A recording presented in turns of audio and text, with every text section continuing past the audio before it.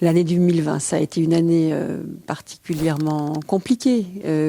Alors compliquée à beaucoup de points de vue. D'abord parce que il y a eu des élections en début d'année, en tout début d'année, juste avant le confinement, élections municipales avec du coup l'arrivée d'une nouvelle équipe, qui en fait n'a pas pu arriver tout de suite puisque le 15 mars on a été confinés et que les élections du maire et des adjoints n'ont eu lieu que le 25 mai. Donc un début d'année très complexe avec un premier confinement qui a été compliqué pour tout le monde. Bon, qui pour le coup a plutôt bien fonctionné, mais enfin qui a été compliqué à vivre.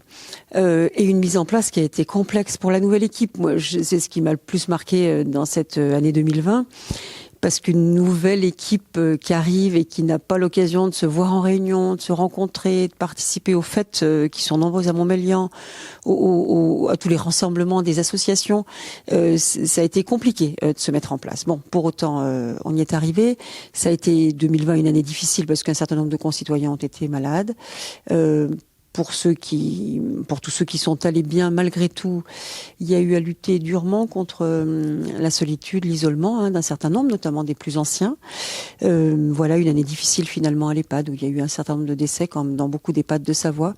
Et ça a été une fin d'année, là aussi, compliquée à vivre. Et on démarre maintenant 2021 avec l'espoir d'abord que les choses s'améliorent dans les mois qui viennent, pour que l'on puisse mettre enfin en place un certain nombre des projets pour lesquels on a été élu ou plutôt réélu en 2020. Parce que c'est vrai que 2020, point de vue projet d'investissement, point de vue, ça a été... Alors, on a réhabilité notre hôtel de ville, cette mairie, réhabilité notre, en fait, ancien hôtel de ville, qui est devenu maintenant notre hôtel de ville.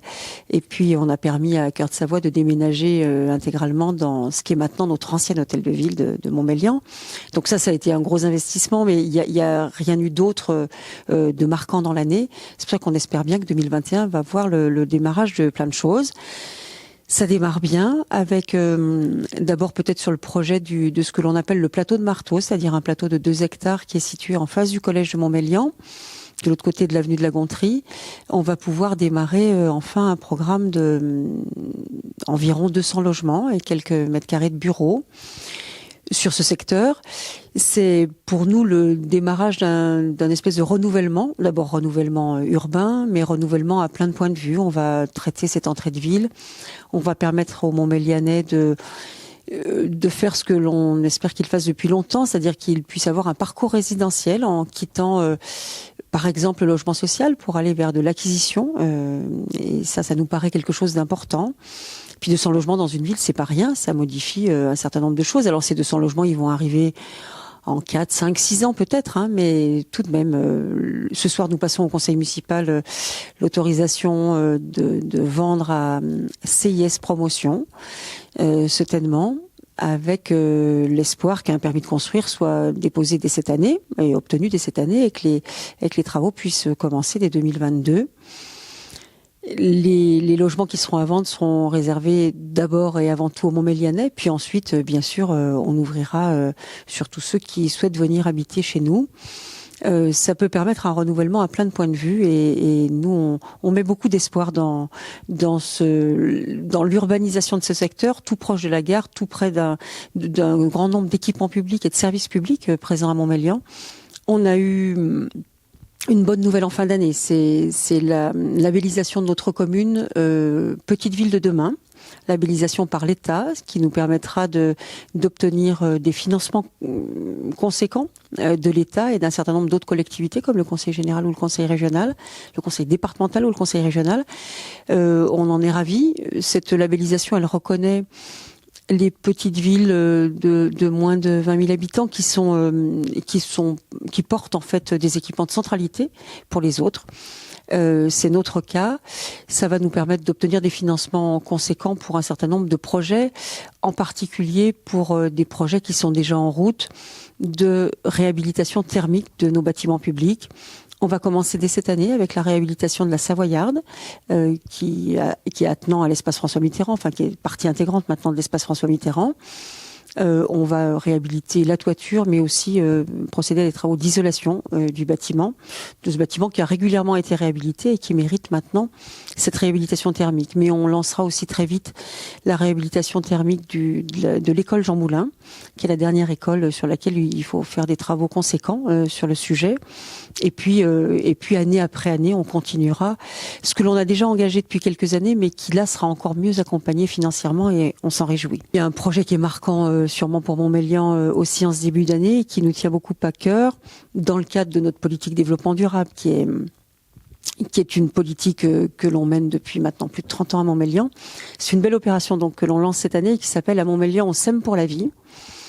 On a donc mobilisé 5000 m², dont la ville est propriétaire dans le secteur sud, pour avec Terre Solidaire, qui est une association d'insertion, planter des légumes pour dès la saison qui vient, là, dès le printemps et l'été. On récoltera nos premiers légumes au printemps et à l'été. Ces légumes alimenteront notre cuisine centrale, qui elle-même alimente les restaurants scolaires, un certain nombre d'accueils de loisirs de la communauté de communes, notamment le mercredi et pendant les petites et les grandes vacances, mais aussi tout le portage de repas à domicile, soit pour les ADMR, soit pour le Centre intercommunal d'action sociale. Bref, on va pouvoir alimenter notre cuisine centrale et notre cuisinier avec de bons légumes bio, qui vont être rapidement bio. Ils seront bio dès la première année parce que sans traitement, mais ils seront vraiment labellisés bio dès l'année prochaine. Voilà, c'est vraiment une démarche. Alors on commence par les légumes, mais on a bien l'intention d'élargir les choses pour que notre restaurant scolaire puisse se fournir en bio et en local, voire très local. Ça nous paraît être une démarche essentielle aujourd'hui. Alors tout ça se fait dans le cadre du plan alimentaire territorial de la communauté de communes, mais avec une volonté de la ville qui est très forte dans ce domaine et qui, je crois, rassemble. C'était important il y a 30 ans qu'on travaille sur les énergies renouvelables. C'est essentiel qu'on travaille aux économies d'énergie. On se penche maintenant sur le volet alimentaire qui paraît être quelque chose d'assez fondamental pour chacun d'entre nous, de la petite enfance aux personnes âgées. Voilà des projets, il y en a beaucoup à Montmélian. On ne s'arrête pas malgré la maladie. Maintenant, ce que l'on aimerait, c'est que Montmélian retrouve sa vie d'avant.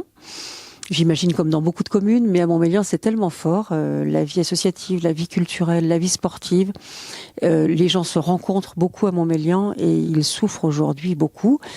Moi, mon vœu le plus cher maintenant pour 2021, c'est vraiment que l'on puisse retrouver notre vie d'avant. Peut-être d'ailleurs avec des choses différentes en tête, parce que quand on a vécu des choses compliquées et dures, on repart avec un autre moral, mais on a hâte maintenant.